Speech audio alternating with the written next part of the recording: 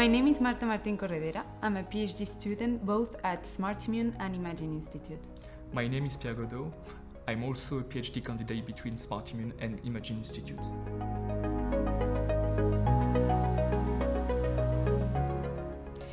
Yes, it's not the most common, but we already knew how it worked in the private sector because we both come from engineering backgrounds, my school being the ENSTBB, where I did my master's degree in biotechnology. Yes, we already knew about this path, and it's true we are getting a lot of questions from younger students, especially on LinkedIn. And it's also true we are lucky to be in a PhD in a biotech company. Yes. I am a PhD student on a permanent contract at SmartImmune, where I started as an engineer alongside our CSO. This because I wanted to have an experience in the field before starting the PhD route, which is quite an adventure. And you, Pierre, you are a PhD student under CIFRE program, which is an industrial agreement for training for research.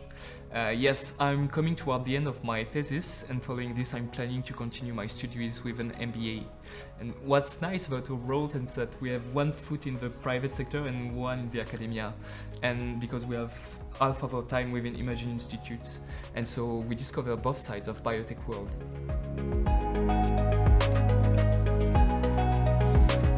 I studied the production of natural killer cells produced from our product ProTcell, and my goal is to explore the properties of these lymphocytes and genetically modify them into a fully finished therapeutic product. So these NKs have a shorter half-life than T cells, but they are frontline fighters against viral infections and tumors. As Pierre did with lymphoid progenitors, I use techniques such as mass cytometry, RNA sequencing, and single-cell analysis to fully characterize these NKs. Exactly. With these tools, I've gotten some interesting results for SmartImmune. Under supervision of Xabi Soeli and Isabelle André, I found that all protease cells express specific signature of innate lymphoid cells, and it was quite surprising in the end. I think this complexity is part of the beauty of the product in the end. I also observed that hematopoietic stem cells from cord blood gave different results from cells from mobilized peripheral blood, both in terms of expansion capacity and of purity of the product we obtained.